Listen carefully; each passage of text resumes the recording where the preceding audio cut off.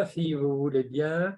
On va repartir du schéma de tout à l'heure, mais au niveau du bac, finalement. Voilà, alors, notre baccalauréat, ça y est, on a vu qu'il soit technologique, général ou professionnel. Hein. Jean-Marc est toujours avec moi, vous voyez, on est tous les deux.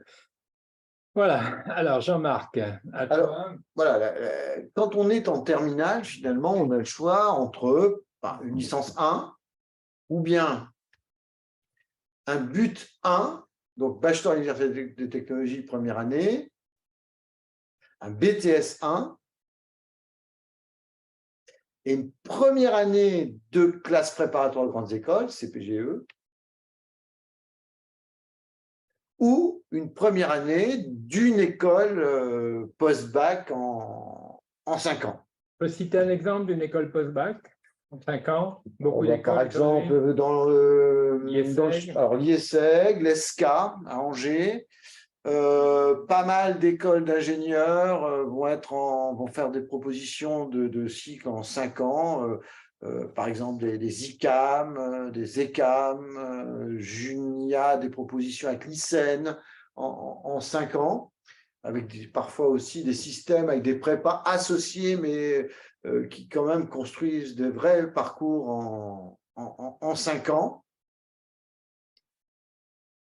Et puis les écoles spécialisées, IFSI, Ortho, Ergo, etc.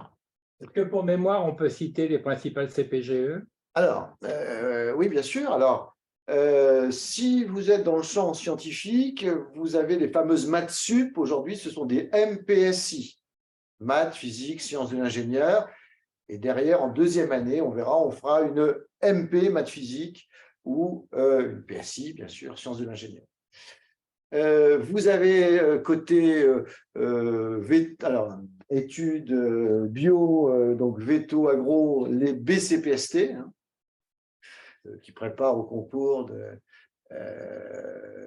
d'école agronomie ou école de vétérinaire. Vous avez également les ECG en la voie éco, hein, donc ça prépare les écoles de management, avec une option maths approfondie, une option maths appliquée. Vous avez également, mais on pourra vous en donner le détail, hein, les BL, alors qui sont des fausses littéraires. Si vous prenez les littéraires, vous avez des fausses et des vrais. Les vrais littéraires sont les AL. Ça, c'est vraiment pour des gens qui sont de vrais littéraires. En fait, les BL s'adressent à des gens qui ont un certain niveau de mathématiques parce qu'elles préparent plutôt à l'entrée dans les écoles de sciences sociales et dans les écoles de la statistique. Donc, autant dire qu'il vaut mieux avoir un bon niveau en maths. Ça, il faut pas se tromper, ça ne sert à rien de postuler à une BL si on veut échapper aux maths. On dira, ah, c'est littéraire. Eh ben non. Alors, il ne faut pas oublier qu'il y a aussi des prépas spécifiques à la voie techno, les ECT et les TSI. Donc, celles-là sont des prépas qui s'adressent à des jeunes qui ont un bac technologique. Parfois même, elles sont ouvertes à des jeunes qui ont des bacs professionnels. Mais ce sont bien des classes préparatoires, mais qui préparent souvent des concours bien particuliers avec des places qui ont été dédiées à ces, par exemple pour des TSI, les écoles d'ingénieurs vont garder une partie, un compartiment avec un certain nombre de places pour les gens qui viennent des TSI. Ce n'est pas la même chose que si on vient du MPSI. On ne va pas mettre en compétition quelqu'un qui vient du MPSI, une maths sup, donc quelqu'un qui a fait SPE maths, maths expert, etc., et quelqu'un qui a fait un STI 2D et qui ensuite avait fait une prépa TSI. On ne va pas les mettre en compétition. Alors, quelqu'un nous signale les CPGE art. Oui, absolument. Vous avez des CPGE art. Alors, c'est pas tout à fait des CPGE quand même. C'est faux de CPGE quand même. C'est classe préparatoire. Ce sont des CPES art normalement. Ouais. Ce ne sont pas des CPGE art, ce sont des CPES art. Donc, vous avez les D1. Alors, effectivement, excusez-moi, j'ai oublié les D1. Alors, je reviens quand même, juste je termine sur les CPES art. Ce sont effectivement, en réalité, des classes qui préparent au concours, effectivement, par exemple, le concours de la FEMIS, donc c'est-à-dire les écoles de cinéma, par exemple. Alors, les D1, ce sont des prépas qui sont censés préparer l'école normale supérieure de Rennes, c'est-à-dire entrer dans l'administration notamment les directeurs d'hôpitaux, etc., préparent ce genre de concours, mais en réalité, elles sont adossées, et D1, D2, c'est du même ordre. Alors, les D1, en revanche, sont adossés à des licences de droit, alors que les D2 vont être adossés à des licences de gestion. Mais ce sont des voies assez rares quand même. Il faut bien reconnaître que ce ne sont pas, il n'y a pas beaucoup de D1, il n'y a pas beaucoup de D2. Et quand on discute avec le ministère, la tendance, ce ne serait pas d'en ouvrir. Si vous voyez ce que je veux dire, quand on dit la tendance n'est pas d'en ouvrir, souvent la tendance en réalité, c'est plutôt de les fermer. Voilà. Donc, mais pour l'instant, effectivement, vous avez tout à fait raison. Il y a bien des D1 et des D2. Ah oui, c'est impressionnant, tous ces figles. Oui, il y en a beaucoup. Alors, on peut faire des focus, en fait. Voilà. Après, on pourrait imaginer un temps spécifique sur toutes les prépas. Vous voyez, après, spécifique à l'enseignement sup, il pourrait y avoir toutes les prépas. Alors, bon, tout ça, c'était dans le lot de MP2I. Vous avez des MP2I aussi, qui sont des nouvelles, effectivement. Alors, pour les gens qui ont choisi la TSI, vous avez… alors, c'est informatique, en fait. C'est ingénieur informatique. Et donc, c'est MP2I en sortie de terminale. Et après, derrière, on fait une MPI. Alors, les DNMAT ne sont pas des prépas. Vous avez des diplômes nationaux. Alors, oui, si vous voulez, il faudra que je vais la composer, je vais vous la faire. Allez, on va mettre en ressources. On va vous préparer à titre de ressources la liste des CPGE. Et ça va être… Alors, je vais quand même parler rapidement des DNMAT. Parce que c'est Diplôme national des métiers d'art et du design. En fait, avant, il y avait des BTS arts appliqués. Il n'y a plus aujourd'hui de BTS arts appliqués. Ça a été remplacé par un diplôme qui s'appelle Diplôme national des métiers des arts et du design. C'est en 3 ans et ça donne le grade de licence. Ça veut dire aussi que malheureusement, on a perdu un débouché pour les bacs pro d'art graphique. Parce que ces DNMAD, avec leur grade de licence, accueillent essentiellement des gens qui ont un bac ST2A. Oui, exact, TPC, TSTL, etc. Exactement. Mais il y en a énormément, je ne peux pas tout vous dire. Sinon, on va passer l'après-midi. Je vous donner les plus courantes. Sinon, et quelqu'un nous signale effectivement que dans les ressources ONICEP, on trouve la liste des CPGE. Nous, soit on met la liste de l'ONICEP, on verra, et puis nous, on rajoutera notre propre liste. On va avancer un petit peu. Voilà.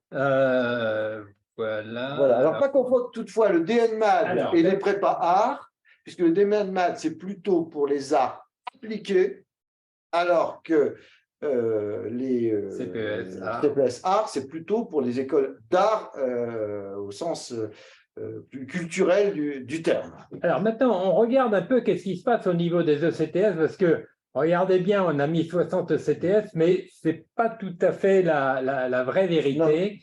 Hein? Alors, d'abord, qu'est-ce que c'est que des ECTS? Alors, le système d'enseignement supérieur français, plus directement le système d'enseignement supérieur européen, est structuré en ECTS. Ça découle de ce qu'on appelle les accords de Bologne, qui s'appellent en France LMD. Mais il n'y a qu'en France que ça s'appelle LMD, parce que licence, ça existe en France. En réalité, c'est l'espace européen d'enseignement supérieur qui permet la reconnaissance mutuelle des diplômes dans cet espace européen. Et donc, pour pouvoir assurer cette reconnaissance mutuelle des diplômes, il a fallu créer des repères. Ces repères, ce sont des crédits transférables. ECTS, ça veut dire European Credit Transfer System. Système européen de transfert de crédits. Alors, généralement, c'est 30 ECTS par semestre validé. C'est ça. Donc, autant quand on fait une licence 1, quand on fait de la licence 1, on a bien, au bout des 2 semestres, on a bien 60 ECTS qu'on a validé la première année. Alors, pour le but, c'est peut-être un peu compliqué, il faut attendre d'avoir le diplôme. Non, parce qu'il y a des examens pour passer en 2e année, donc on a bien ces ECTS. Alors, pour les BTS, on va attendre le diplôme, mais on les aura au bout des 2 ans. Voilà, et pour les CPGE, alors on ne les a pas. Non. Parce que pour avoir, dans la réglementation européenne, pour avoir des CTS, il faut que ça ait été validé par un examen. Or, comme vous le savez, quand on est en CPGE, on ne passe pas des examens, on prépare des concours. Et donc, il n'y a pas de CTS en soi assorti au CPGE. C'est pour cette raison que les établissements qui proposent des CPGE sont invités à passer des conventions avec des universités pour qu'il y ait une reconnaissance en ECTS. Ça veut dire qu'aujourd'hui, s'il y a bien une convention entre le lycée et l'université, eh bien, il y a une commission en fin d'année, fin de première année, qui va étudier les dossiers de chaque candidat et qui va leur allouer les ECTS de l'université d'accueil.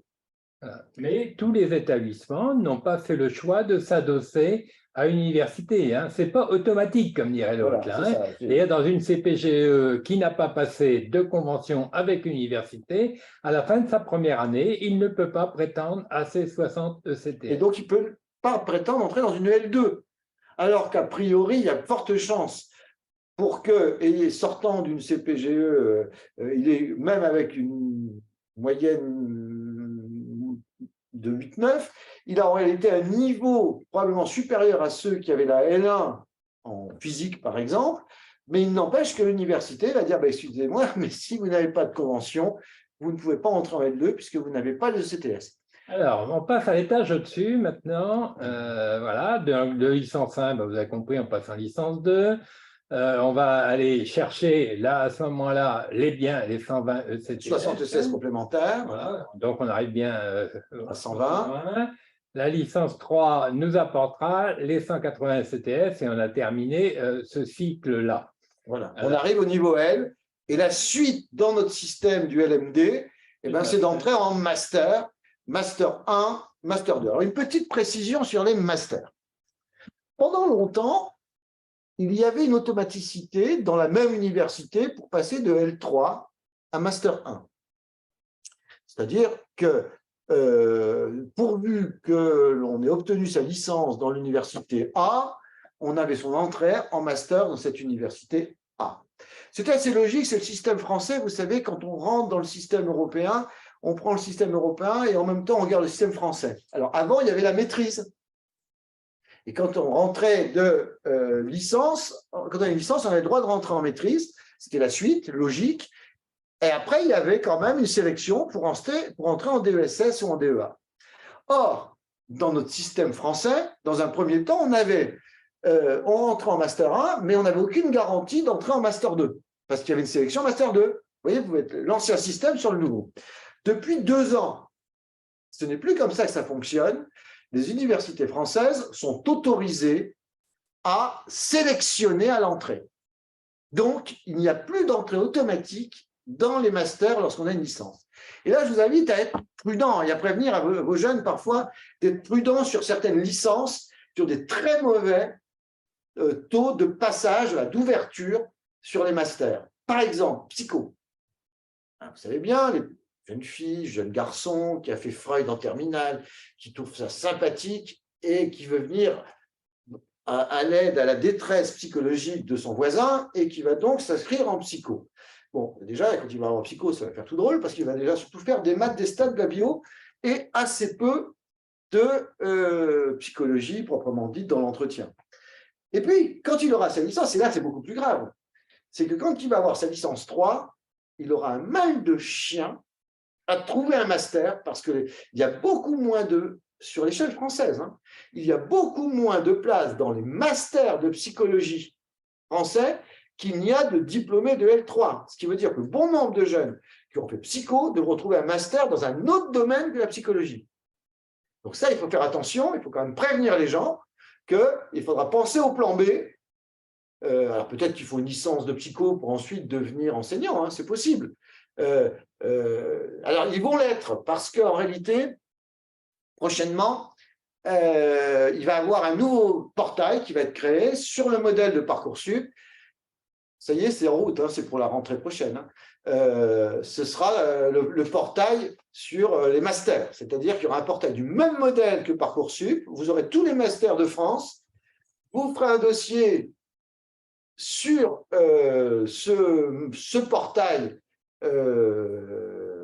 trouve ton master, et les dossiers seront sélectionnés. Mais sur ce portail, comme sur Parcoursup, vous avez les taux de succès, vous aurez également les taux de recrutement, etc., pour les gens qui ont des licences. Et donc, on retrouvera voilà. Alors, on termine la voie. Bien sûr, difficile de savoir, mais la seule chose qu'il faut savoir, c'est qu'il va falloir mûrir un plan B. Alors, du côté des buts, on a vu but 1, but 2, but tout 3, court, hein, oui, but 3. but qui est 3. On rappelle, parce que vous avez été nombreux à nous poser la question, donc le DUT reste en place d'une manière ponctuelle, il disparaîtra vraisemblablement un jour ou l'autre, que du coup, on rentre bien dans un cycle de 3 ans, hein, c'est-à-dire qu'il n'y a plus maintenant de difficulté pour passer du but 2 dans la 3e année de but. Hein. Absolument. C'est plus la logique ancienne où j'avais un DUT et même si c'était proposé par l'IUT, il fallait rentrer dans une licence pro de l'IUT. Maintenant, on est bien sur un cycle en 3 ans, donc la logique, c'est d'être inscrit sur un cycle 3 ans. Mais on verra que les choses ne sont pas si simples que ça tout à l'heure, quand on verra toutes les passerelles qui se mettent en place, parce qu'en fait, c'est plus compliqué. Là, on est bien d'accord que vous avez tous compris qu'on est dans le but proposé, donc bachelor université de technologie proposé par les IUT, donc on connaît bien qui assume ça, et le but, il a un grade de licence?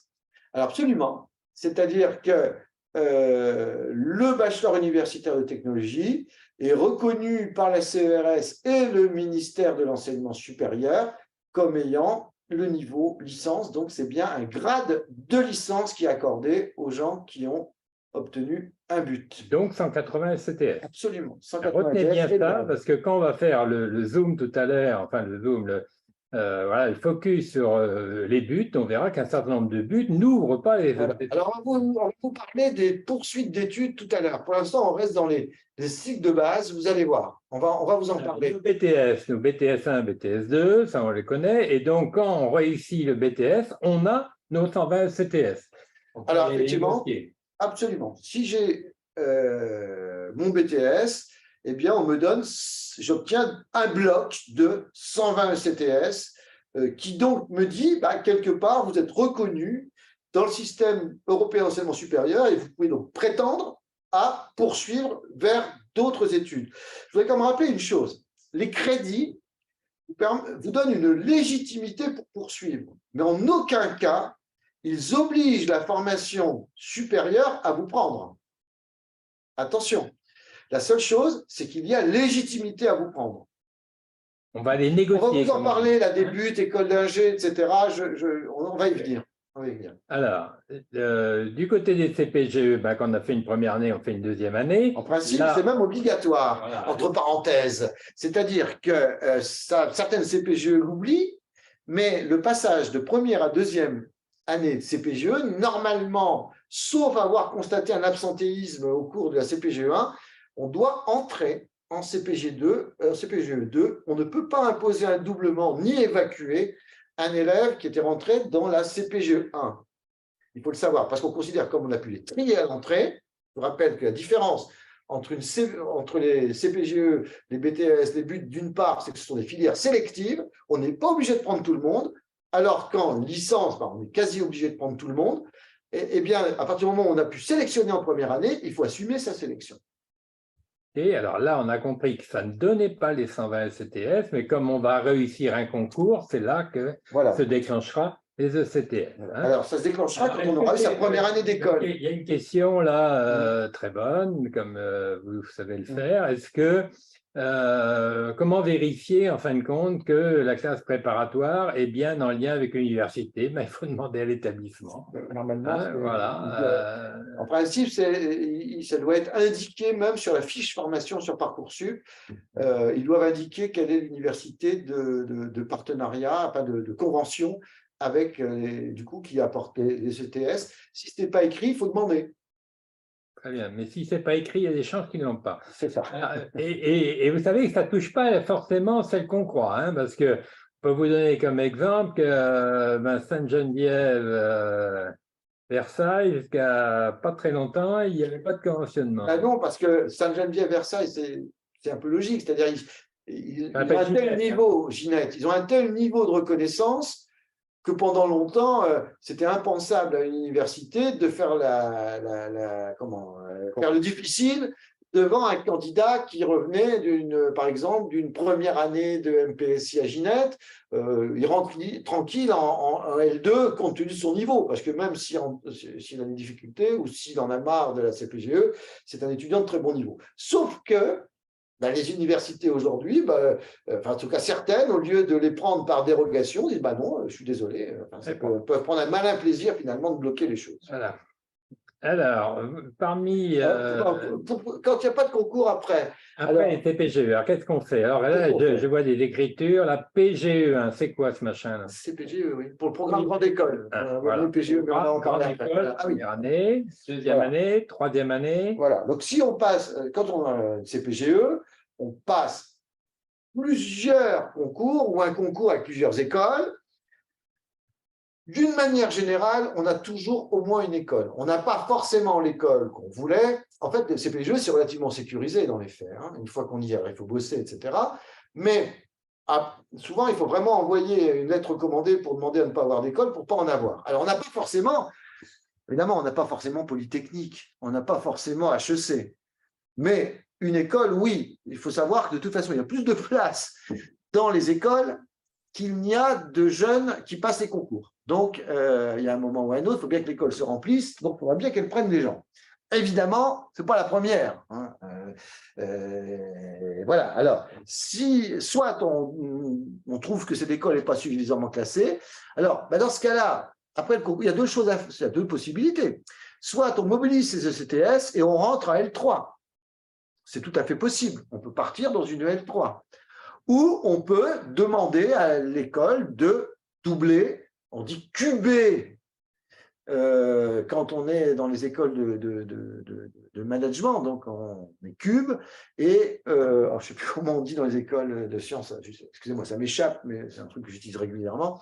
Mais bref, on peut doubler éventuellement sa classe. Mais attention, par exemple, dans les concours d'école d'ingé, quand on double, on a des pénalités. Voilà, les 5,5. Voilà. Merci. Exactement. Ça ne me revenait plus à la tête. Bon, c'est un truc que j'utilise régulièrement, mais voilà.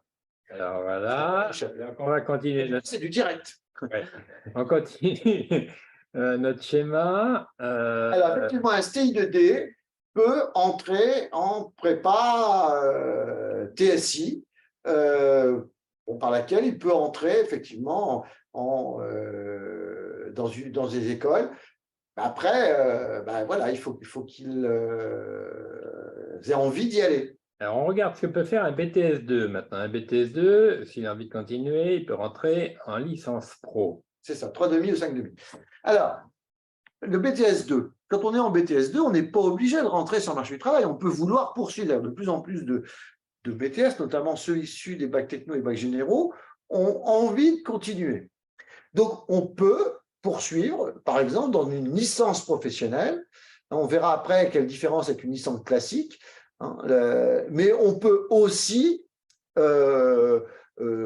passer le concours d'entrée en première année des écoles. Il y a un concours. Oui, on va parler des filières là, c'est pas tout à l'heure. C'est le focus de tout à l'heure. Alors, quand on est en BTS2, on peut aller soit vers une licence pro, soit vers une licence. Par exemple, les licences du CNAM ne sont pas forcément des licences professionnelles, une licence de gestion. Une licence de gestion, ce n'est pas une licence pro. Alors, quelle est la différence une licence et une licence pro? Une licence pro, ce n'est pas fait pour poursuivre en master. Une licence pro, c'est fait pour entrer dans la vie professionnelle au niveau 6. Certains jeunes peuvent poursuivre, mais s'il y avait trop de jeunes qui poursuivaient, eh bien, on fermerait la licence pro. Parce que la licence pro, c'est fait pour répondre à des besoins localisés du marché du travail. Tandis qu'une licence, elle permet bien sûr de poursuivre en master. Alors, l'autre possibilité aussi, quand on est en BTS2, en termes de poursuite d'études, c'est de passer des concours AST1, admission sur titre. Oui, absolument. Admission sur titre. Voilà. Admission sur titre, première année. Mais il faut savoir qu'il y aura de moins en moins de places sur les concours admission sur titre première année, et je vais vous expliquer pourquoi, quand je vais vous parler des IUT. Alors, ceux qui sont en licence 2 peuvent également entrer, s'ils le souhaitent, en licence pro. Les licences pro accueillent normalement des gens issus de BTS2, de licence 2, donc les BTS partent d'une formation plutôt technologique, et ils ouvrent un peu de la transversalité. Les licences 2 viennent d'une licence plutôt généraliste, ils intègrent de la professionnalisation, c'est ça qui est intéressant dans cette licence pro. Et puis les gens qui ont un DUT peuvent aussi préférer, plutôt que d'aller dans le but 3, aller dans une licence pro parce qu'ils ne trouvent pas dans le but 3 ce qu'ils souhaitent. Ça, ce sont les trois publics qui peuvent venir. Alors, quand on regarde les entrées en école, avant, il y a toujours d'ailleurs, il y a concours admission sur titre première année. C'est-à-dire, vous savez que les écoles commencent au niveau L3. Et quand on a un bac plus 2, qui n'est pas une classe prépa, on peut passer un concours, ce qu'on appelle souvent les concours passerelles, les voies parallèles, etc., etc. En fait, ce sont les admissions sur titre première année. Cette voie-là était surtout ouverte aux gens qui avaient un DUT, qui avaient un DUT, c'est bien ça, qui passaient ce genre de concours. Mais comme il y a les buts, il est peu probable que les AST1 durent très longtemps dans la mesure où leur public cible tend à disparaître. Oui, quand je vous parle là, je ne vous parle que des programmes grande école pour l'instant. Donc, effectivement, si je passe le concours passerelle 1, j'entre bien dans le programme grande école. Généralement, vous comprenez que c'est des BTS, des sections de BTS un peu boostées quand même, parce que c'est pas si évident que ça pour un BTS ordinaire venant par exemple d'un bac pro d'aller rejoindre un PGE. Il ne faut pas trop rêver non plus, quoi, hein, mais on a un certain nombre de classes de BTS qui passent des conventions avec des écoles d'ingénieurs notamment, qui les boostent un peu, ces classes de BTS, et qui permet un peu plus facilement l'accès au PGE1 pour les bons élèves de la classe. On verra après ces espèces d'astuces PGE, pas PGE. Hein. Alors, ensuite… cette question, c'est donc une manière d'éviter les CPGE. Ce n'est pas une bonne, celle-là. Parce qu'il y en aura de moins en moins d'entrées en école en première année après un bac plus 2. C'est-à-dire que les passerelles-là, voilà. On va donner la bonne astuce, c'est partir d'une licence 3 et d'aller rejoindre un PGE2. Et ça, c'était la condition pour arriver à cette idée, qu'aujourd'hui, la bonne astuce, dans ces cas-là, en tout cas, c'est de passer ce qu'on appelle AST2, admission sur titre deuxième année. En fait, plutôt que de vouloir passer un concours post-BTS ou après le DUT, il vaut mieux aller au bout de la L3, du niveau L3, et passer les concours AST2, c'est-à-dire admission sur titre deuxième année, c'est-à-dire que je rentre en deuxième année d'école, c'est-à-dire niveau Master 1. Alors, on ne va pas expliquer le pourquoi à côté grandes écoles, mais on peut quand même dire que statistiquement, c'est plus facile de rentrer d'une licence 3 PGE2 que de rentrer par le concours ordinaire en première année. C'est ça. C'est-à-dire que la sélectivité, quand on regarde la sélectivité d'école, alors je ne parle pas d'HEC ou voire de l'essai, mais dès que vous sortez du top 3, vous apercevez que les entrées en deuxième année sont très conséquentes et moins sélectives que les entrées en première année d'école, c'est-à-dire post-CPGE. On ne va pas rentrer dans le détail, c'est assez compliqué à comprendre pourquoi on n'a pas ouvert plus au CPGE, mais sachez que si vous regardez l'EM Lyon, par exemple, hein, qui est classé 5e, je crois, eh bien, dans les écoles, eh bien, si vous regardez, c'est beaucoup plus facile d'entrer finalement par AST2 que par CPGE, parce qu'il y a un certain élitisme et de fermeture de recrutement sur CPGE. Donc, on fait déjà, et vous voyez, comme il reste un trou dans notre tableau, vous avez bien compris qu'on va y incruster encore autre chose, mais là, on vous donne déjà un premier truc, si vous voulez, contourner les CPGE dont on connaît éventuellement les difficultés, le rythme, etc., etc., ben, on donne une première piste pour les contourner. C'est une possibilité. C'est une possibilité. Voilà. Alors, attention, si vous visez des écoles top, hein, HEC, Polytechnique, etc., ne vous amusez pas à ça. En revanche, si vous recrutez des écoles même pas milieu de classement, hein, 4, 5, 6, 7e, eh bien, ça peut être effectivement une voie possible d'entrée. Ça dépend un peu de votre profil aussi. Il y a des gens qui ont du profil CPGE, et ceux-là, ils ont tout intérêt à fonctionner par la CPGE, et puis il y a des gens qui n'ont pas le profil CPGE. Ce sont ceux-là qui avant allaient en CPGE qui n'iront plus et qui vont choisir d'autres schémas. Voilà. Alors, on va voir un peu le côté délicat du but, on va le voir tout à l'heure. Mais normalement, avec un but, il n'y a pas de raison pour qu'on ne puisse pas passer les concours d'entrée de continuer à passer les concours d'entrée à ST2. Et on verra que c'est moins sûr pour les masters. Vous avez remarqué, vous avez vu les masters, je les ai mis en bleu clair.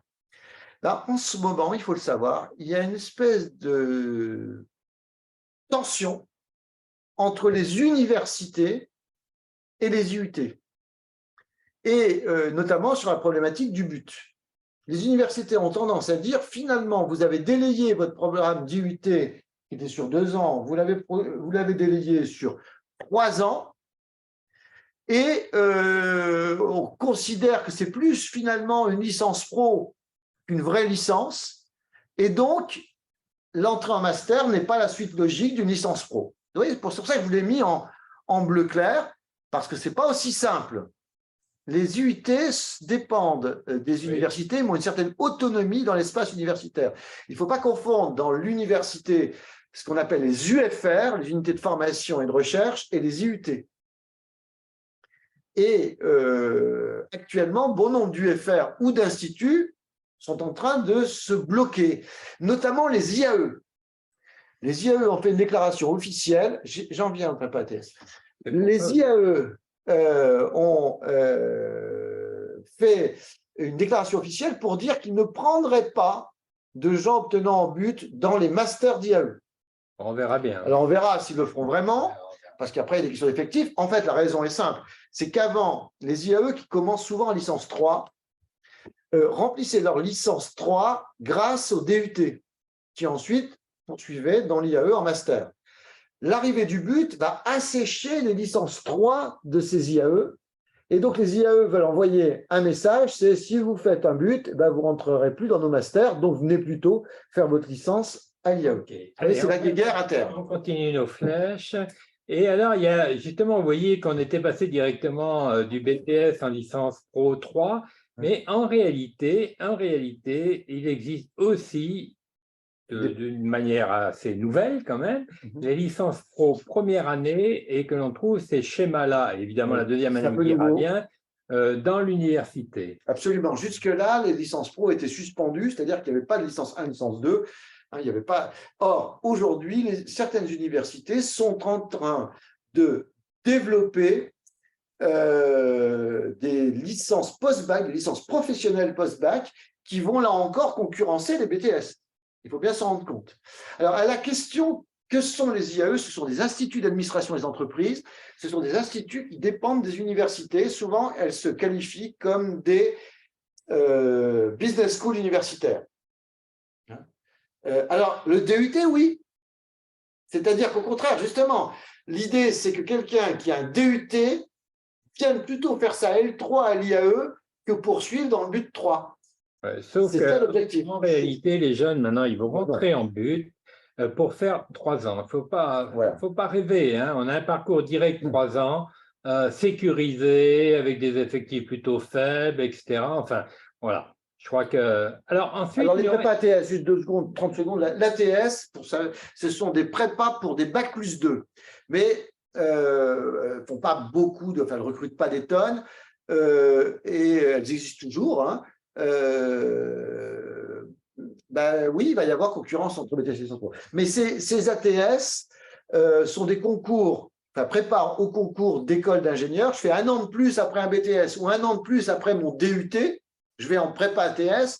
Mais quand je passe le concours, je rentre en première année d'école. C'est-à-dire que j'ai fait 3 ans d'études pour entrer en première année d'école, alors que les concours parallèles, c'est 3 ans d'études pour rentrer en 2e année d'école. C'est pour ça que les ATS, bon, elles ont un peu de difficulté.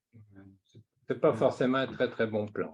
Alors, on continue, parce que vous avez vu, on avait laissé un grand bloc vide, là. Alors, qu'est-ce qu'on y met? Bien, évidemment, on va y mettre les bachelors. Alors, on les cite simplement parce qu'on va refaire un focus maintenant sur les bachelors. Voilà. Juste derrière, et on verra que certains bachelors accéderont aux grandes écoles dans leur master spécialisé. Voilà. Mais on attend un petit peu parce qu'il y a trop de bachelors pour justement les cataloguer ici. Voilà donc la présentation. Alors, quelqu'un me pose la question, quelle est la différence entre un BTS et une licence pro? Un BTS, c'est une formation qui se fait dans un lycée en 2 ans et qui permet ensuite de rejoindre une licence pro qui est universitaire mais qui peut éventuellement, tout en être universitaire, se passer par convention dans un lycée. Mais ce qu'on voit arriver maintenant, c'est des licences universitaires à l'université dès la L1, alors que ça n'existait pas avant. OK. Bon, alors, cette présentation étant faite, on va faire quelques focus, quoi. Alors voilà, tout à l'heure, on nous interrogeait sur les fameuses passes, LAS. Mais on mettra ces ressources, là encore, sur la plateforme. Hein. Alors, Jean-Marc va nous commenter. On part toujours du bas vers le haut. Il est automatisé. Donc, comme ça. Ouais. Alors, on part d'en bas. Comment peut-on accéder aux études dites de santé? Vous savez qu'il y a 4 grandes voies de santé. Alors, il y a kiné qui en attend. Mais médecine, donc maïeutique, c'est-à-dire sage-femme, odontologie, c'est-à-dire dentaire, et pharmacie. Ça, ce sont les 4 grandes filières d'études de santé à ne pas confondre avec le paramédical, soins infirmiers, ortho, etc. etc. Ce n'est pas ce qu'on appelle les études de santé, c'est ce qu'on appelle les études paramédicales. Santé, c'est ça, c'est 4 spécialités. Comment on y accède? On va y accéder de façon diverse. Avant, c'est assez simple. Vous aviez la fameuse PACES, première année. Ça continue? Non, ça ne devrait pas. Première année d'études qui préparait un concours. Beaucoup de jeunes n'avaient pas le concours, refaisaient une PACES, et puis un certain nombre d'entre eux l'avaient. Donc, c'était un système un peu coûteux, parce que bon nombre de jeunes doublaient cette PACES, et puis c'était un recrutement un peu monolithique, c'est-à-dire que finalement, on était bien centré sur un seul type de formation. On a trouvé parfois que ça formait des gens un peu trop abrupt, trop scientifique finalement, parce que le modèle de la PACES était très, très, très scientifique. Or, le métier de médecin, ça intègre des sciences, surtout si on veut demain être chercheur en médecine, mais ça demande aussi toute une dimension relationnelle, sociale, et on voulait diversifier les parcours. Alors, ça a changé.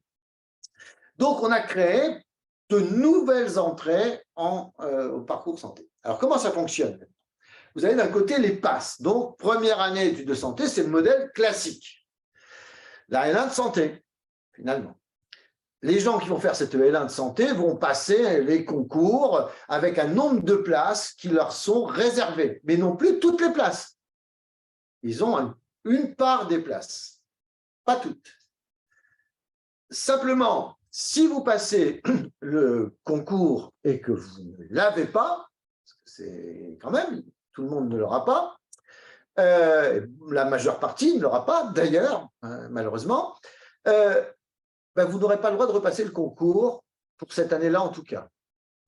Et donc, pour que vous ayez une poursuite d'études, on vous demande de suivre ce qu'on appelle une mineure dans un autre domaine d'études, par une convention avec d'autres universités. Par exemple, vous allez faire une EL1 santé, mineur physique, mineur STAPS, mineur bio, mineur psycho, mineur sciences sociales.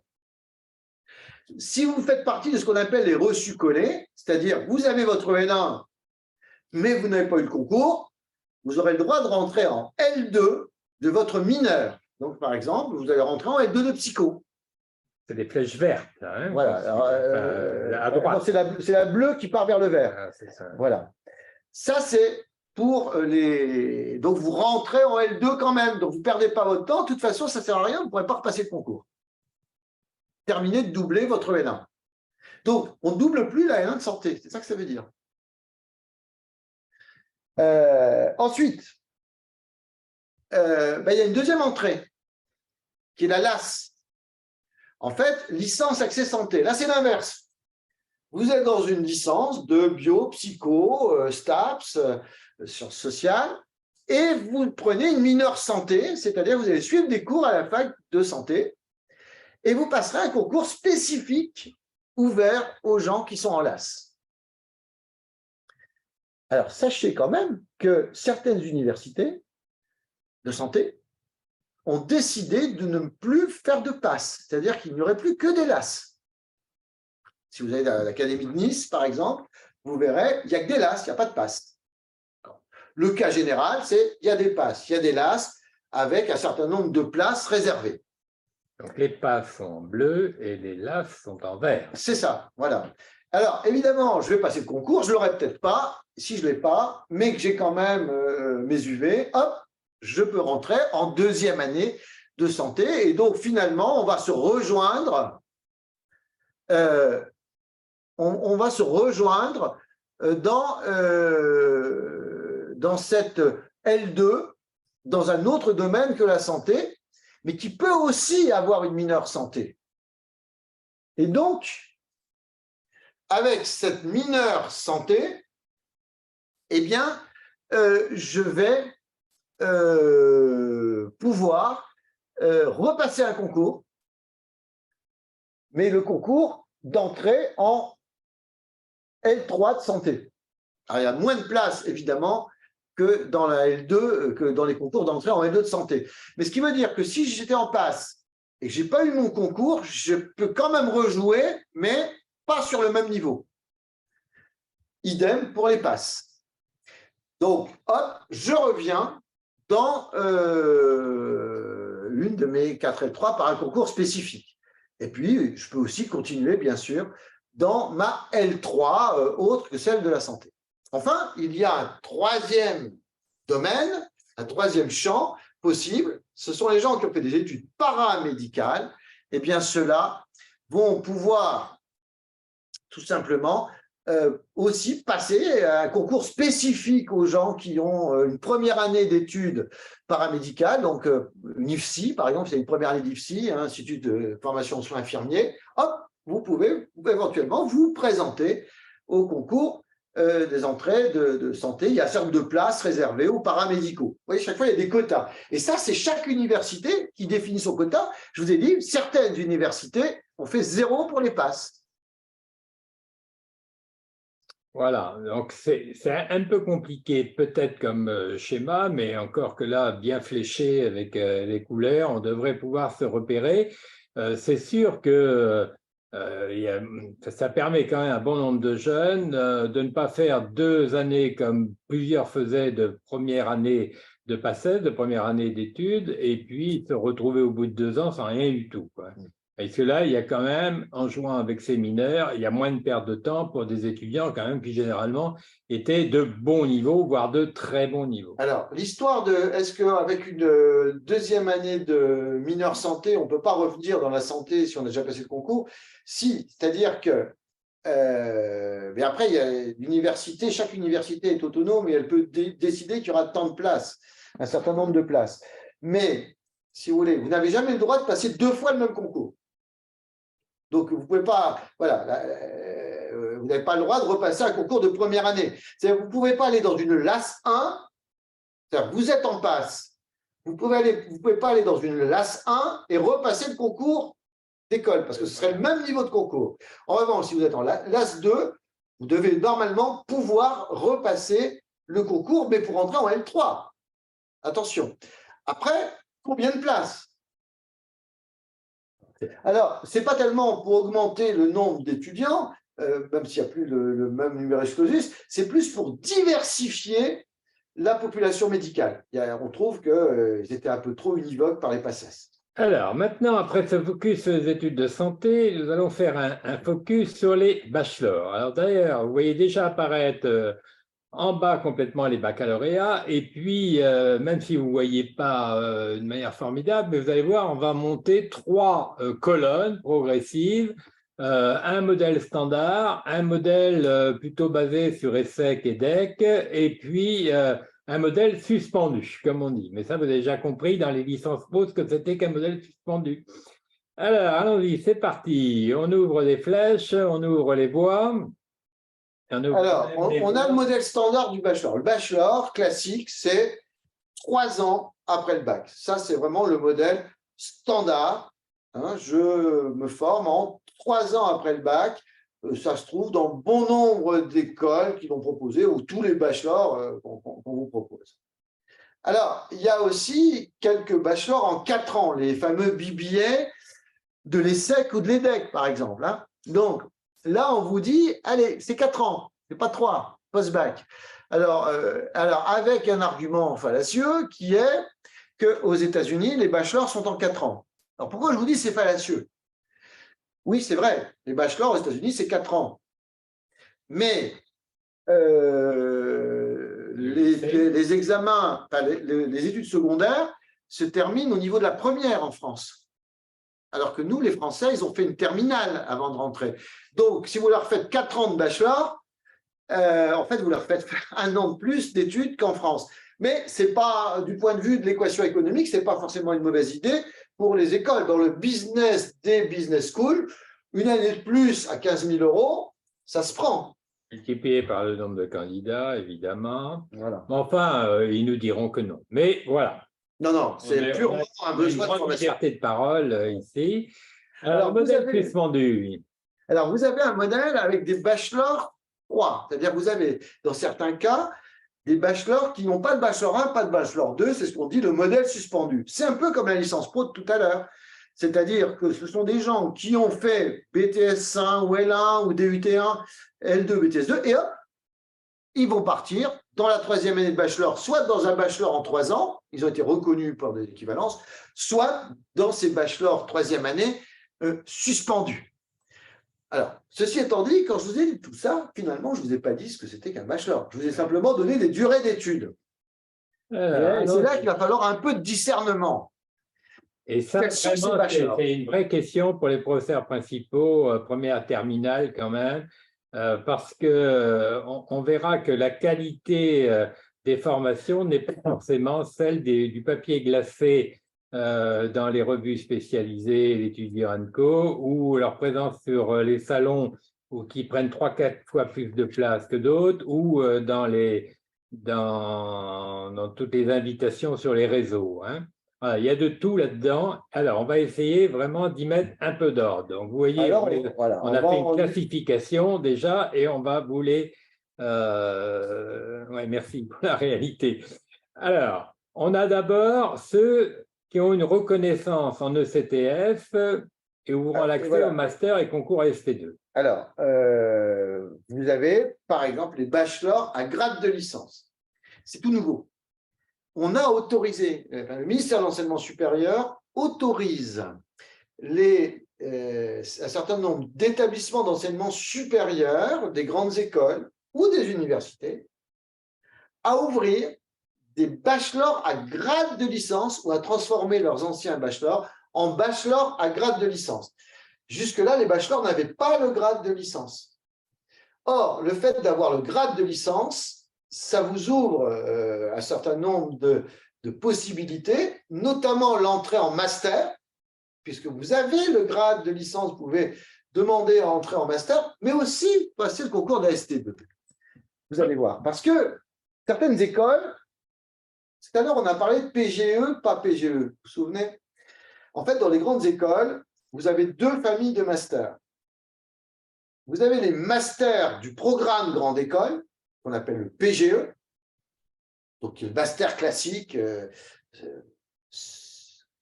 sacro-saint master, et des masters spécialisés qui sont offerts à des gens qui n'ont pas passé les concours, qui ne sont pas passés par le PGE et qui sont rentrés dans ces masters d'école. Alors, évidemment, jusque-là, on vous disait, attention, si vous prenez un bachelor, vous rentrerez dans le MS, master spécialisé, mais vous n'entrerez pas dans le programme grande école. Or, à partir du moment où il y a grade de licence, on ne peut pas interdire quelqu'un à passer ce qu'on appelle le concours AST2, que je vous ai montré tout à l'heure, pour entrer dans le PGE. Donc, en fait, si j'ai un bachelor à grade de licence, je suis qualifié pour passer le concours AST2 et donc rejoindre le PGE. Par ailleurs, j'attire votre attention sur ces histoires de PGE, pas PGE.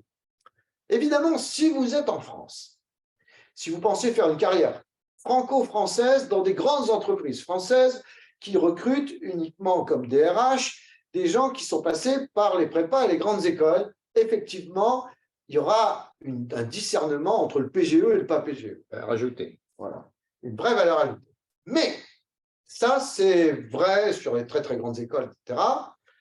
Maintenant, si vous êtes à Shanghai, que vous voulez recruter quelqu'un, Ce que vous allez regarder, c'est deux choses. Est-ce qu'il a le master? Est-ce qu'il n'a pas le master? L'histoire de PGE, pas PGE, ça échappe à tout le monde dans le reste du monde, parce que ça, c'est franco-français. Et deux, on regardera le nom de l'école et le classement de l'école. Finalement, MS ESSEC, PGE ESSEC, si je suis à Shanghai, c'est pas sûr que le recruteur va faire la différence. Et même, je suis même sûr du contraire. Donc, finalement, c'est pas aussi simple. Enfin, le PGE n'est pas non plus le Graal, comme on pourrait le dire, dans un système mondialisé. Alors, peut-être juste un chiffre, parce que souvent, on ne sait pas quelle est la part de l'un et la part de l'autre dans une grande école. Alors, si vous prenez l'ESSEC, quand même, qui est en tête des classements, aujourd'hui, il y a la moitié de leurs étudiants sur le parcours grande école, la moitié sur des parcours bachelor. Il faut quand même avoir ça en tête, et ça fait drôlement réfléchir, quand même. De toute façon, les CPGE sont très minoritaires dans les grandes écoles aujourd'hui, puisque dans le PGE, il y a plein de gens qui sont arrivés autrement que par les prépas, y compris qui sont rentrés dans le PGE. Ceux qui passent les concours parallèles, dont j'ai parlé tout à l'heure, à ST1, ST2, ils rentrent bien dans le PGE. Parce que pour rentrer en bachelor ou pour rentrer dans les MS, il n'y a pas besoin de ça. Alors, il y a des bachelors visés. Alors, les bachelors visés n'ont pas toutes les conditions pour l'instant pour avoir le grade de licence, c'est-à-dire qu'ils n'ont pas été reconnus comme ayant grade de licence par le ministère de l'Enseignement supérieur, mais pour autant, le bachelor est signé du ministère de l'Enseignement supérieur. L'école est reconnue et donc il est signé. Donc là, on voit bien bachelor, grade de licence, bachelor visé, et on regarde comment ils sont couverts de la même façon. Alors, allons voir les bachelors universitaires de technologie, ça on en a dit suffisamment. Ils ont également le grade de licence qui est leur 180 CTS. Voilà, donc ça va. Et dernier. Ah non, il y a qu'un à gauche. Ah, il n'arrive pas vraiment. Vas-y, sors-les tous en même temps, comme ça, je vais vous montrer celui de gauche. Et tout à gauche, puisqu'on est dans la même accolade, il ne faudrait pas oublier non plus les bachelors des universités étrangères. Ces bachelors d'universités étrangères ont 180, dès lors que ce sont des universités, des bachelors, ce sont des universités, donc des structures reconnues, eh bien, ils ont eux aussi, alors si on est dans l'espace de Bologne, ils ont automatiquement leur 180 ECTS, et donc ils ont aussi toute légitimité pour poursuivre dans les masters français ou passer des concours. Alors là, c'est un concours spécial au bachelor étranger, mais c'est un concours ouvert pour entrer dans les masters et les PGE des grandes écoles françaises. Je voudrais d'ailleurs préciser une chose, c'est que l'espace de Bologne, c'est le Conseil de l'Europe, ce n'est pas l'Union européenne, si bien que les bachelors britanniques ont toujours la même validité en ECTS dans l'espace européen. Les Britanniques sont sortis de l'UE, donc ils n'ont plus le programme Erasmus et ses fonds, parce que ça, c'est l'UE. En revanche, l'espace de reconnaissance mutuelle des diplômes, c'est le Conseil de l'Europe, et la Grande-Bretagne, le Royaume-Uni, est toujours dans le Conseil de l'Europe, naturellement. Donc voilà, ça, ce sont des bachelors qui ont des ECTS et qui permettent donc des poursuites d'études vers les masters et les AST. Et souvent, ils ont quand même un petit côté plus professionnalisant, donc ils permettent aussi d'entrer dans la vie professionnelle, mais ils n'interdisent pas la poursuite d'études. Alors, ceux-là, à la limite, c'est les plus faciles à comprendre. Vous voyez, vraiment, vous faites assez vite le rapprochement sur des circuits traditionnels de formation. Alors, on va évacuer celui de droite tout de suite pour se consacrer après au milieu. Celui de droite, ce qu'on appelle les bachelors maison, comme le mot bachelor n'est pas déposé et contrairement au mot licence, vous pouvez créer une école, décider que votre école s'appelle Tartampion et de délivrer un bachelor Tartampion. Vous avez toute liberté mais pour le coup, vous n'aurez aucune reconnaissance officielle. Et on sait, je ne sais pas s'il y avait eu un jour un témoignage d'un étudiant dans Famille Éducation, le journal de l'Appel, qui décrivait ce jeune qui avait fait 3 ans de bachelor maison à un coût évidemment très élevé. Et au bout de 3 ans, il a voulu aller négocier son bachelor dans une université. On lui a ri au nez, évidemment, puisque ce bachelor n'avait aucune reconnaissance. Aucune validité. Alors, il permet parfois l'insertion dans des entreprises parce que eh bien, l'entreprise était associée à la création du bachelor, ça lui permet de recruter des gens, mais en revanche, il n'y a pas de reconnaissance dans une convention collective, Et il n'y a pas, naturellement, de diplomation derrière, pas de CTS, et pas d'accès à l'apprentissage. D'ailleurs, c'est une façon de tester. Un bachelor, quand on vous dit « non, non, il est impossible de le préparer en apprentissage », c'est que ce n'est pas bon signe. Ce n'est pas bon signe du tout.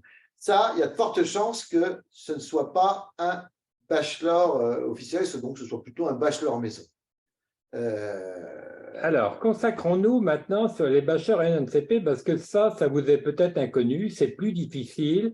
Là, on n'est plus dans la diplomation, mais on est dans la certification. On y reviendra. Oui, merci. Voilà. Et dans quoi tu reviens? Non, non, il y a une question, je disais on y reviendra. D'accord, oui, tu réponds aux questions en même temps. Alors, pas. bachelor, non, tu ne devrais pas, j'ai dit. Bachelor RNCP. Alors, Jean-Marc, RNCP d'abord comme… Répertoire national de la certification professionnelle. Qu'est-ce que c'est que ce machin-là? Alors, il faut savoir qu'en France, il existe donc une structure qui s'appelle France Compétences, qui est reliée au ministère du Travail et qui répertorie toutes les certifications officielles, c'est-à-dire reconnues par l'État français. Il y a bien sûr là-dedans tous les diplômes classiques, ceux du ministère de l'Éducation nationale, ceux du ministère de l'Enseignement supérieur, et puis aussi des titres certifiés, qui sont appelés donc des titres certifiés, reconnus par le ministère du Travail, et qui sont donc ce qu'on appelle des titres RNCP, donc des titres du répertoire national de certification professionnelle. En fait, ce sont des titres qui ont été créés par l'AFPA ou par des structures privées et qui sont basés sur un certain programme avec un certain niveau et surtout qui seront validés par de l'insertion professionnelle. C'est-à-dire que quand vous avez un titre RNCP, ce qu'on vous indique, c'est que ce titre permet une insertion professionnelle sur le niveau voulu. Un bachelor RNCP, c'est un bachelor qui est reconnu par le ministère du Travail et qui vous permet d'entrer sur le marché du travail au niveau 6, c'est-à-dire Bac plus 3. C'est très important, ça. Et sachez d'ailleurs que par rapport à certains diplômes Bac plus 3, l'avantage du RNCP, c'est que si un titre n'a pas d'insertion professionnelle, il disparaît. Alors qu'un diplôme qui n'a pas d'insertion professionnelle met du temps à disparaître. C'est rare. Voilà. Alors qu'un titre RNCP, généralement, c'est pour 3 ans. Au bout de 3 ans, il faut redéposer le dossier et France Compétences regarde ce que sont devenus les gens qui ont préparé ce bachelor, enfin ce titre RNCP, et s'ils ne sont pas entrés dans la vie professionnelle avec un salaire qui correspond au niveau 6 et des emplois dans le champ de la formation, eh ben, le titre n'est pas renouvelé. Donc, passer un bachelor à l'NCP, c'est avoir une certaine garantie d'insertion professionnelle. En revanche, avec reconnaissance officielle, en revanche, ce n'est pas fait pour continuer. C'est-à-dire qu'un titre RNCP, un bachelor RNCP n'est pas fait pour aller en master, ni même dans un RNCP de niveau 7, puisqu'il y a des RNCP de niveau 7. C'est comme pour les licences pro. S'il y a trop de gens qui ont un bachelor RNCP, s'il y a trop de gens qui poursuivent avec ce bachelor RNCP, France Compétences dit « Stop, vous ne répondez pas à un besoin du marché du travail. Ce que vous êtes en train de faire, c'est doubler les diplômes d'éducation nationale. Donc, on ferme. » Alors, c'est un petit peu compliqué, on est bien d'accord.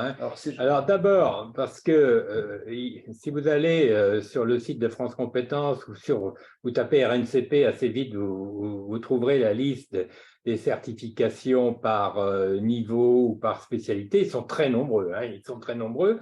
Mais ça ne veut pas encore dire que c'est la même chose que le mot bachelor. Pourquoi?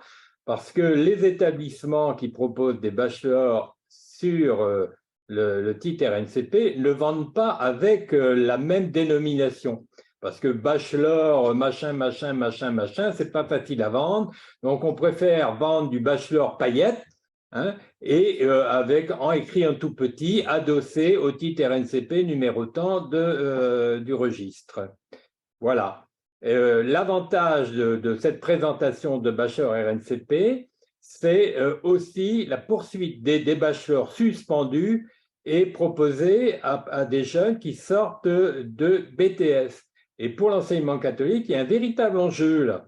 Hein, c'est-à-dire qu'on voit que nos jeunes de BTS ont du mal à aller aujourd'hui dans des poursuites d'études, sauf à les considérer, à les proposer des bachelors RNCP qui sont proposés dans nombre de nos lycées aujourd'hui, où c'est en pleine explosion dans nos lycées aujourd'hui pour que nous ayons des parcours de formation répondant à Bac-3, Bac+3 aujourd'hui, bien proposent derrière leur BTS, vous savez que l'enseignement catholique a à peu près 60 000 jeunes en BTS, propose aujourd'hui une année suspendue de bachelor RNCP qui permettra donc à ces jeunes d'aller s'insérer au niveau du travail à Bac+3. Alors, bachelor RNCP, ça n'existe pas. Il y a un bachelor qui s'appuie sur un titre certifié au RNCP. Et c'est pour ça qu'on dit que c'est un bachelor RNCP, parce qu'il a comme support un titre certifié du répertoire national de la certification professionnelle. Et donc, c'est un raccourci, hein, mais c'est un bachelor qui aura un nom, comme le disait Yves, il y a 2 secondes, et qui s'appuie sur un titre RNCP. Alors, on espère qu'on ne vous a pas complètement perdu. Alors, ceux qui ont... voilà. Ensuite, on fait un focus sur l'alternance. Pourquoi? Parce que justement, un certain nombre de ces titres, notamment les titres RNCP, on va pouvoir les proposer en alternance. Alors, tac, tac, pourquoi ça n'apparaît plus? Alors, Jean-Marc, qu'est-ce qui se passe? On a dit que c'était libéralisé, etc., etc. Alors déjà, vous voyez, quand on parle d'alternance, c'est ce que je vous disais tout à l'heure, c'est déjà 2 modalités. L'alternance, c'est ou le contrat d'apprentissage qui relève de la formation initiale, ou le contrat de pro qui relève de la formation continue. Ce ne sont pas les mêmes fonds. Ce ne sont pas les mêmes règles. Par exemple, en apprentissage, la part de formation est réglementée. C'est-à-dire qu'on ne peut pas descendre la part qui se fait dans le centre de formation. On considère qu'il se forme aussi en entreprise. Hein. Mais la part de formation en centre de formation est réglementée en contrat d'apprentissage. Alors pour les contrats de pro, c'est libre. Et les fonds ne sont pas les mêmes. Bon, ne vous saturez pas trop sur les contrats de professionnalisation, pas plus. Il y en aura de moins en moins. Pas plus sur l'ES qu'on a laissé un contrat, vous ne tracassez pas. Ça, on travaille des fois un peu dans l'urgence à Rennes-Sud. Alors en vert, dans l'écriture vert que tu as choisi, Jean-Marc, la démocratisation. Alors, en quoi l'alternance est intéressante? C'est un bon moyen de démocratiser certaines formations coûteuses. Pourquoi? Parce que la réglementation indique que l'apprentissage doit être gratuit pour le jeune et sa famille, et qu'en plus le jeune touche une rémunération. Et c'est là qu'on va voir que justement l'articulation AST2, admission sur titre, 2e année, et apprentissage, ça vous donne des études en en business school qui peuvent être gratuites. Vous voyez? C'est quand même intéressant. C'est-à-dire que les business schools, souvent, ne proposent de l'apprentissage qu'à partir du niveau M1. Je parle les vrais. Hein. Tout à l'heure, j'ai vu CGE, Conférence des grandes écoles. Vous voulez savoir si une école est une vraie grande école ou une école sympathique, mais pas forcément une vraie grande école au sens national. Il faut regarder ça, est-ce qu'ils sont dans la CGE ou pas. C'est vrai pour les écoles de management, c'est vrai pour les écoles d'ingé. Hein. La CGE regroupe tout ça, toutes les grandes écoles. Alors, reconnues par l'État. Et en réalité, si je passais CPGE, j'aurais forcément une première année à 15 000 €. Alors que si je fais licence 3, concours sur titre 2e année, je rentre en M1, donc en apprentissage, 1, j'ai économisé 15 000 € puisque je ne passe pas par la première année, et 2, rentrant en apprentissage, je ne paierai ni la M1 ni la M2 du PGE. Donc, ça veut dire que je peux très bien faire mon PGE à coût 0 et en plus être rémunéré. Donc, c'est ça la dimension démocratisation. Le deuxième élément, c'est que c'est aussi un facteur d'insertion plus aisé, naturellement, puisqu'on a une certaine expérience de l'entreprise. On comprend aussi mieux ce qu'on apprend parce qu'on est dans les applications dans le monde professionnel et que l'entreprise, parfois, vous connaît et du coup, elle vous garde parce qu'elle a pu vous tester. Le temps d'entreprise, c'est un temps aussi de formation parce qu'on pratique ce qu'on apprend. Donc ça, c'est vraiment l'aspect positif de l'apprentissage. Alors, ce qui est vrai, c'est que la valeur ajoutée de l'apprentissage en insertion diminue avec le niveau de diplôme. C'est-à-dire, si je suis en CAP, l'apprentissage va tripler mes chances de trouver un emploi. Alors que si je suis en master, la valeur ajoutée est plus faible. Mais le rapport en démocratisation est très important. Alors, on peut prendre un exemple. Donc, un jeune qui est chez nous aussi en BTS, bon, il fait ses 2 années de BTS au coût contrat d'association, c'est-à-dire autour de 1 000 € de contribution des familles, donc un coût très faible. Et s'il fait un bachelor du type qu'on a voulu raccourcir, bachelor RNCP, en alternance, en fin de compte, il va obtenir un niveau de +3, ben voilà, à coût extrêmement modeste. Et les entreprises signeront assez facilement un contrat d'apprentissage parce que ça ne dure qu'une année, le bachelor. Et sur cette année-là, ils touchent aujourd'hui, dans les circonstances actuelles, il touche quasiment l'équivalent du salaire qu'il va lui reverser, à 50 € près. Donc voilà, c'est gagnant pour l'entreprise, c'est gagnant pour le jeune. Et pour beaucoup d'entreprises, donc une envie, c'est de garder le jeune qu'ils ont participé à la formation et qui leur a coûté pas grand-chose en termes de formation.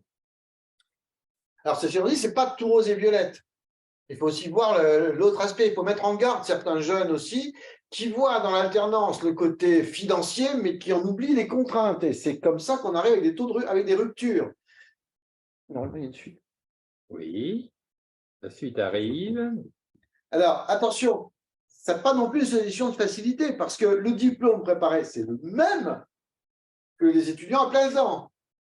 Et donc, souvent, il va falloir travailler plus, parce qu'une semaine pour un apprenti, c'est 35 heures de présence. Si je prends cours plus temps d'entreprise, c'est 35 heures. Souvent, c'est 2 jours en école ou en université, 3 jours en entreprise. Et c'est le même diplôme que ceux qui suivent les cours pendant 5 jours. Bon, j'ai des étudiants à l'IAE actuellement en master d'administration des entreprises. Ils ont 2 jours en entreprise, ils ont 9 heures de cours par jour, entre 9 et 10 heures de cours par jour, sur 2 jours. Ils font donc 20 heures de cours quasiment en 2 jours. Dur. Et puis, pas de congé scolaire, attention, 5 semaines par an. C'est-à-dire quand il n'y a pas cours, je suis en entreprise. Donc, on voit que c'est pas si évident. Alors, voilà pour le focus. On va aller chercher un peu dans vos questions. Alors, on demandait tout à l'heure de remonter à la diapo sur les bachelors, la toute première. C'est celle où il y avait les 4 ans, les 3 ans, les… Quelqu'un demandait de faire tout à l'heure. Voilà, si on peut remonter. Voilà. Bah, on redescend. C'est là. Ouais, voilà.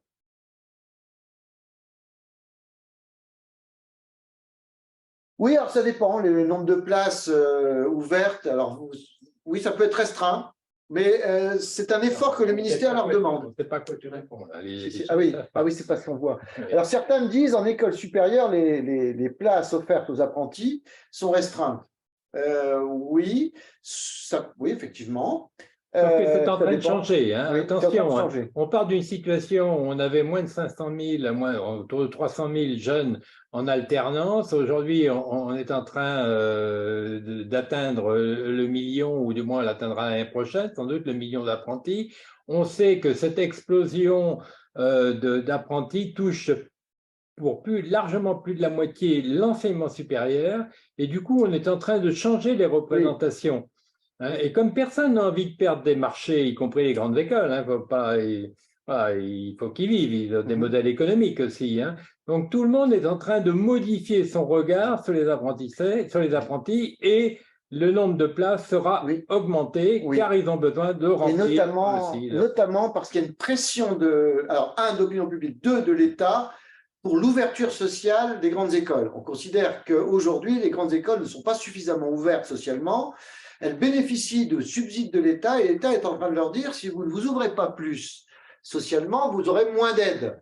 Et donc, l'apprentissage, c'est une façon de faire rentrer des gens de PCS, donc de catégories socioprofessionnelles moins favorisées, Et c'est donc une façon d'afficher, ce n'est pas forcément une conviction pour certaines, parce qu'effectivement, ça leur rapporte moins.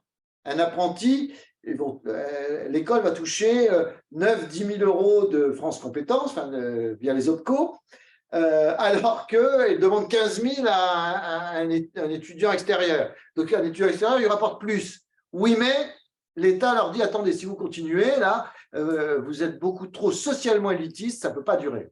Donc, effectivement, l'apprentissage, pour elle, c'est quand même une façon de s'ouvrir et de se démocratiser. Alors, on a une très bonne question là à l'écran. J'ai lu que le BTS allait être transformé en bachelor pour se positionner sur le bac+3 réformé, qu'une expérimentation devait être mise en place à la rentrée 2023. Est-ce vrai? Alors, on va vous expliquer notre posture. D'abord, il y a eu effectivement 2 BTS qui ont été transformés, on l'a dit tout à l'heure, dans les arts, via la création d'ADN Math qui a transformé en fin de compte ces études de 2 ans de BTS Art dans une formation en 3 ans donnant le grade de licence. On a une deuxième type de formation, alors c'est pas tout à fait exactement la même chose, mais vous savez qu'on avait un BTS économie sociale et familiale et derrière un diplôme de conseiller familial et social. Alors, voilà, et donc on a transformé tout ça dans une formation possible avec grade de licence. Donc on a ces 2 cas majeurs. Mais sur les autres situations, alors c'est pas tout à fait faux comme information parce que c'est pas tout à fait vrai non plus. Ça fait l'objet d'un rapport. Seulement, vous savez que tout ce qui fait l'objet d'un rapport n'est pas mis sur la table. Et imaginez le coût d'une transformation de tous les BTS, donc de 2 ans en 3 ans. Imaginez le coût et imaginez les fonds aujourd'hui de nos chers ministères et vous comprendrez que la réponse est non. Il y a eu le think tank Terra Nova, c'est le think tank Terra Nova qui avait fait cette proposition. Il y a quelques inspecteurs qui ont pris ça pour argent comptant en prenant leur désir pour des réalités. Alors, il y a une réflexion engagée actuellement. Vous savez qu'il y a une réforme de la voie professionnelle qui est engagée. Et il y a 4 groupes de travail qui ont été mis en place par Madame Grandjean, qui est donc la ministre déléguée à l'enseignement et la formation professionnelle. Et parmi ces groupes de travail, il y en a un qui porte sur les poursuites d'études. Et donc, le BTS fait partie de ce groupe, naturellement. Et RENASSUP est présent dans ce groupe ministériel, ce groupe de concertation ministérielle sur les poursuites d'études. Et le sujet, pour l'instant, est loin d'être tranché. Et on est encore très loin de dire qu'on va transformer ça en bachelor pour tout le monde. D'autant que l'idée, c'est de créer un diplôme qui soit accessible au bac pro. Je ne suis pas sûr que les bac pro aient forcément envie de rentrer dans un diplôme qui leur donne une perspective 3 ans. Donc tout ça, stand-by. Il faut éviter les gens qui prennent leur désir pour des réalités. Je ne vous dis pas que ça ne viendra pas, mais à ce jour, rien n'a été décidé dans ce sens-là et il n'y a pas d'expérimentation pour l'instant. Ah, la formation kiné. Alors c'est vrai, alors les formations kiné sont des formations en 5 ans maintenant, qu'on peut faire soit post-bac, soit après STAPS, soit après la PASS. Et c'est en 5 ans maintenant. Dans des écoles de kiné, avec concours d'entrée. Voilà, ben écoutez, je crois qu'on a traité à peu près toutes vos questions. Alors, suivant évidemment que vous êtes prof principal en 3e ou en terminale, vous n'avez pas forcément le même niveau d'approche. Vous voyez que c'est quand même compliqué, hein, les études d'enseignement supérieur. Et si c'est compliqué pour nous qui sommes du milieu, imaginez ce que cela peut représenter pour un certain nombre de nos familles. Et donc, oui, on va terminer là-dessus.